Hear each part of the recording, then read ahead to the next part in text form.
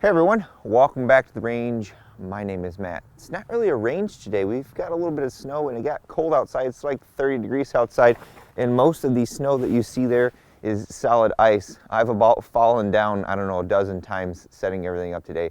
But we're out shooting, and that's what I like to do. We've got a really brief ammunition test for you all today in our favorite caliber, 9 by 19 millimeters, or 9mm NATO, 9mm Parabellum, 9mm Luger. Anyways, from our close-ups here, we have M1153, which is the U.S. military's current issue special purpose 147 grain JHP from Winchester.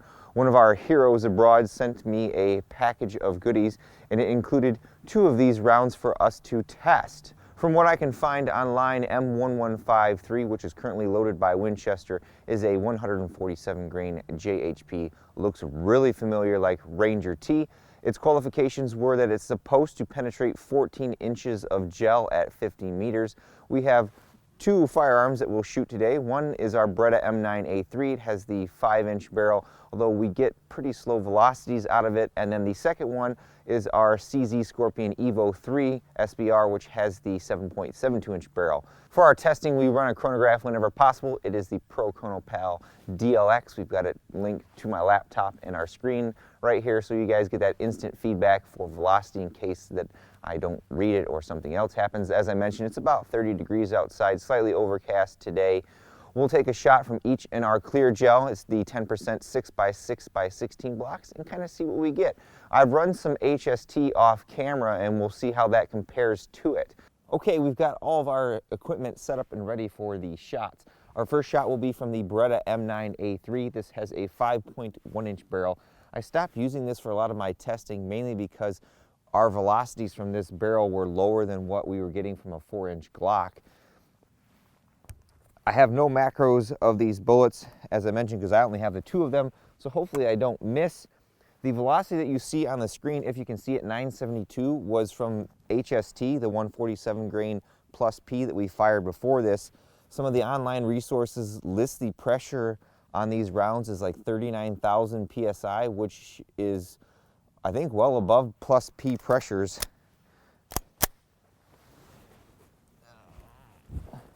Get my little bag set up correctly here.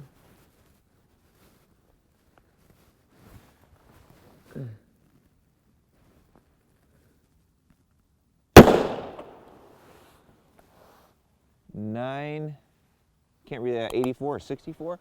We were a little high.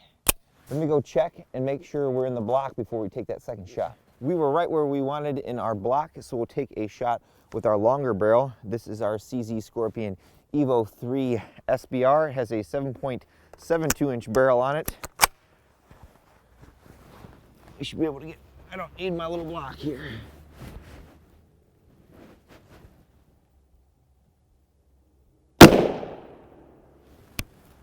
Velocity 1071. The sun's hitting the little screen and I can't see it, but you guys can see it. We'll go down and see what we got.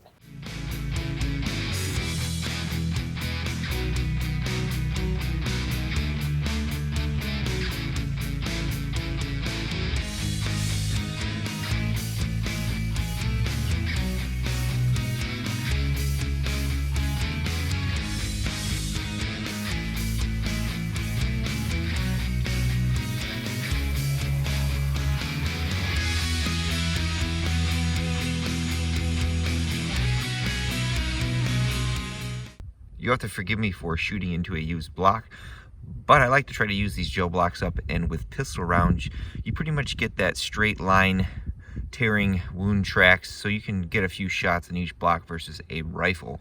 This shot down here is our Evo shot. We have penetration all the way out to about the 15-inch mark. We have expansion there.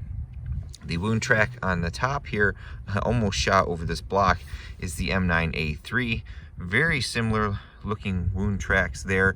Looks like we settled down right around the 9 to 10-inch mark, and right about, what is that, 17 inches? Good thing I stuck a second block there, is our M9A3 shot. It looks like we got expansion out of both of them. We'll grab our forceps, aka our fancy long nose needle nose pliers, and we'll get these out of there and see what they look like. Now in comparison, those shots that you see up there are our HST that I fired off camera today. A little bit on the under penetrating side, around 10 to 12 inches depending on which barrel I fired them out of. Pretty similar wound tracks there. You got good tearing for the first few inches and then it kind of settles down. This right here is from the Evo, and this is from our M9A3.